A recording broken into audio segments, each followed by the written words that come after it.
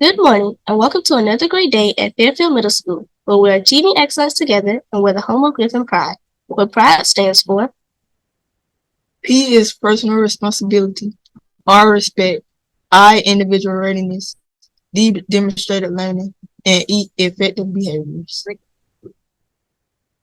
Please stand for the Pledge of Allegiance.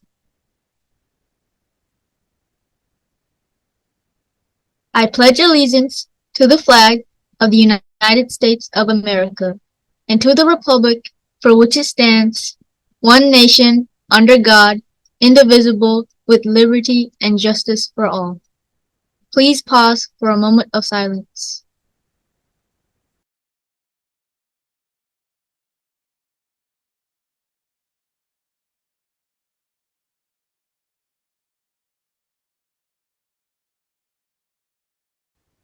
Thank you. You may be seated.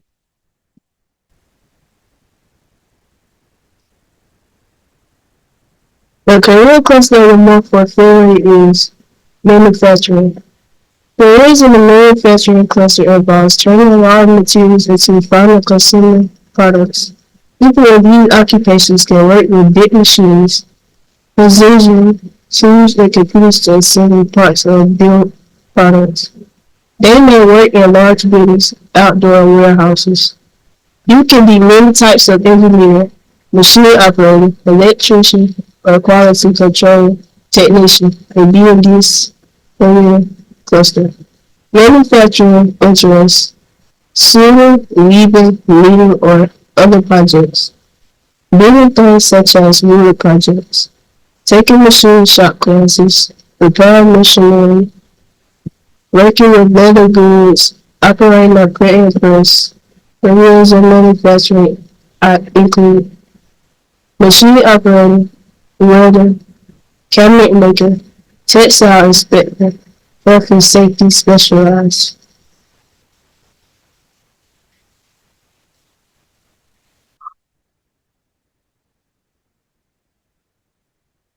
The college highlight for February is South Carolina State University. Since 1896, South Carolina State University has maintained a legacy of excellence in education. The college has been home to generations of scholars and leaders in business, military service, government, athletics, education, medicine, science, engineering, technology, and more.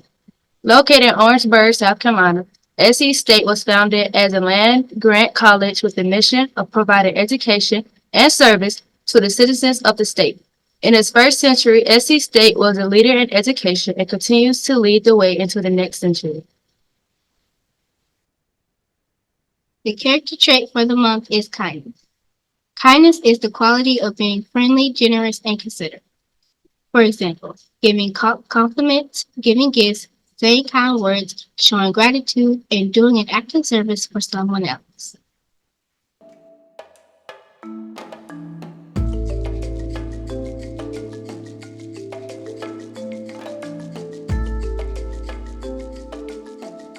Celebrate Black History Month 2024.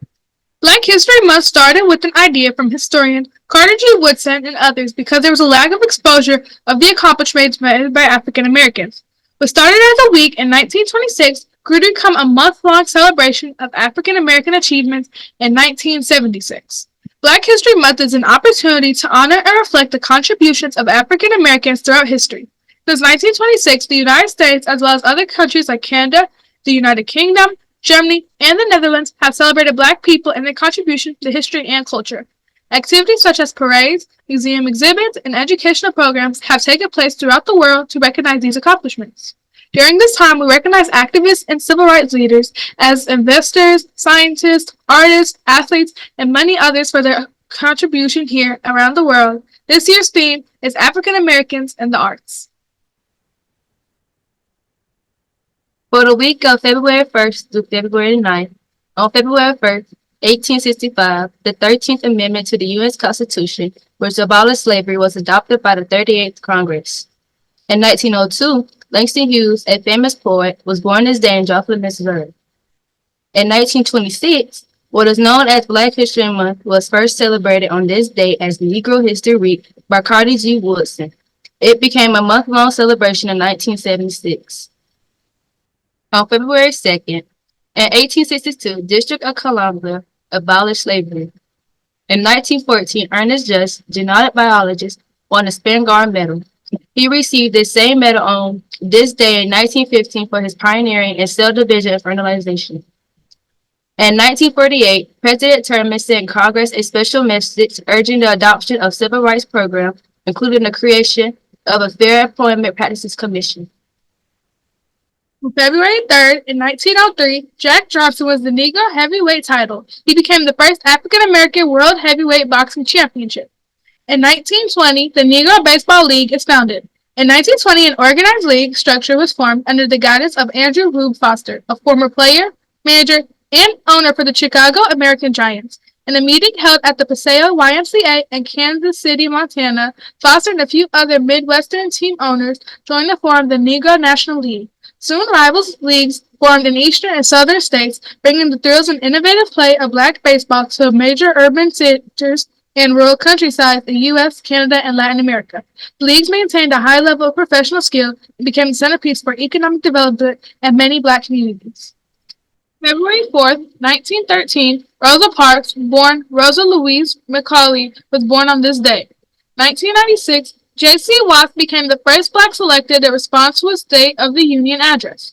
In 1990, Watts became the first African American selected to statewide office in Oklahoma, where he won a seat on the Oklahoma Corporation Commission, the state's regulatory body for public utilities. He was elected to the U.S. House of Representatives in Oklahoma's larger rural and white 4th Congressional District in 1994. In 1997, he was the first African American to deliver a party's response to the President's State of the Union address. He was selected chairman of the House of Republican Conference the following year. On February 5th, in 1866, Congressman Thaddeus Stevens offered an amendment to Freeman's Bureau Bill, authorizing the distribution of public land and confiscated land to freedmen and loyal refugees in 40-acre plots. In 1958, Clifton R. Wharton S.R. confirmed as minister to Romania. This career diplomat was the first black to head a U.S. embassy in Europe. In 1962, a lawsuit seeking to bar Englewood, New Jersey, from maintaining racial segregated elementary schools filed in the U.S. District Court. On February 6, 1820, Mayflower of Liberia sailed from New York City with 86 blacks. The Mayflower of Liberia sailed from New York City aboard the ship the Elizabeth, which was called the Mayflower of Liberia. They were bound for the British colony of Sierra Leone. In 1867, Robert Tanner Freeman was the first African American to receive a degree in dentistry from an academic institution. Freeman was born around 1846 in Washington, D.C. He trained under Dr. Henry Bliss Noble, who encouraged him to formally train for a dental career. Freeman applied to 2 schools and was rejected on racial grounds. Then he applied to Harvard Dental School after its founding, and in March of 1869, he was one of the only 6 to receive the Doctor of Dental Medicine degree. In 1993, Arthur Ashe died. Arthur Ashe was the first African American to win the men's singles title at Wimbledon and the U.S. Open, and the first African American man to be ranked number 1 in the world, and the first to earn induction to the Tennis Hall of Fame. Tennis was forever changed the moment Arthur Robert Ashe Jr. won the U.S. Open in 1968. While ending a 12-year drought for U.S. men in the nation's premier tennis tournament, Ashe, more significantly, became the first black man to wear a Grand Slam event, proving to the world that tennis was indeed open. Arthur Ashe Stadium is a tennis arena at Flushing Meadows, Corona Park in Queens, New York City. The stadium is named after Arthur Ashe. On February 7, 1926, Negro History Week, originated by Carter G. Woodson, is observed for the first time. Carter G. Woodson initiated the first celebration of Negro History Week, which led to the Black History Month, to extend and deepen the study and scholarship for African American history all year long.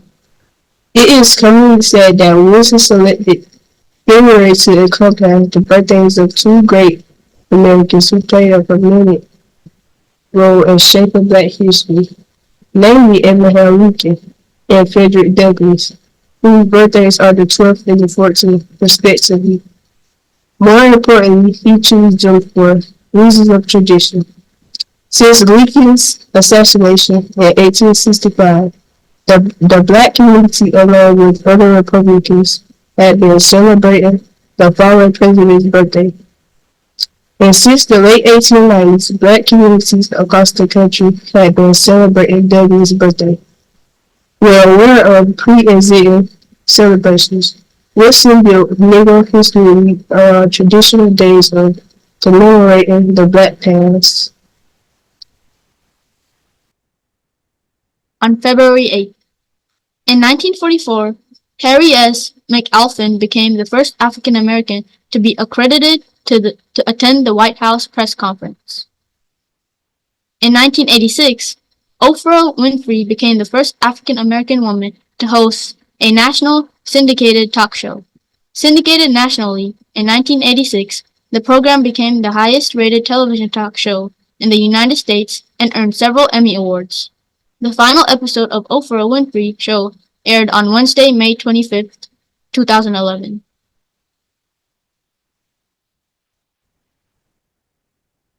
On February 9th, in 1944, novelist Alice Walker was born in Eatonton, Georgia. In 1952, author Ralph Ellison's novel Invisible Man won the National Book Award. In 1971, Leroy Satchel Paige was inducted into the Baseball Hall of Fame. With African American players barred from the major leagues, Paige began his professional career in 1926 in the Negro Southern League.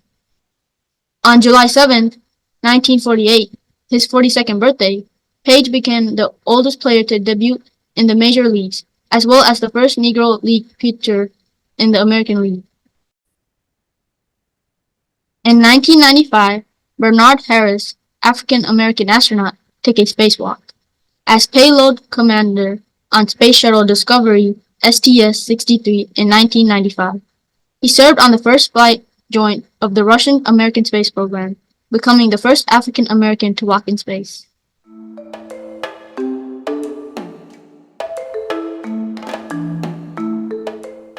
As we recognize National School Counseling Week for the week of February 5th through the 9th, do not forget to take the time to thank our guidance counselor, Ms. Gamble, for all the things she does to help each of us be successful.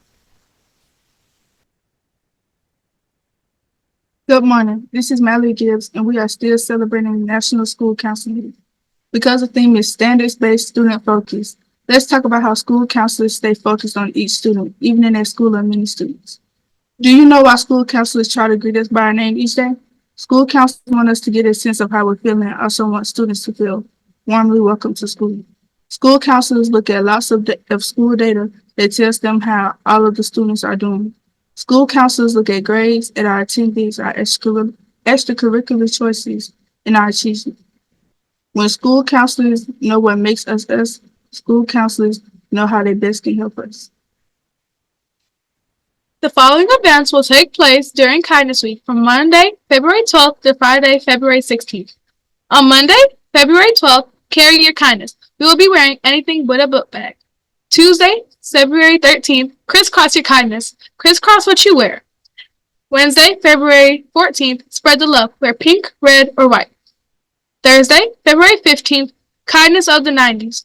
Wear the best 90s attire. And Friday, February 16th, peace, love, and kindness. There will be no school.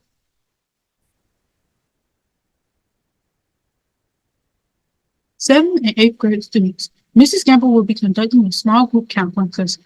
To obtain the application, please scan the QR code on the flyer located throughout the school, one for 8th graders and one for 7th graders. Please contact Mrs. Gamble if you have any questions.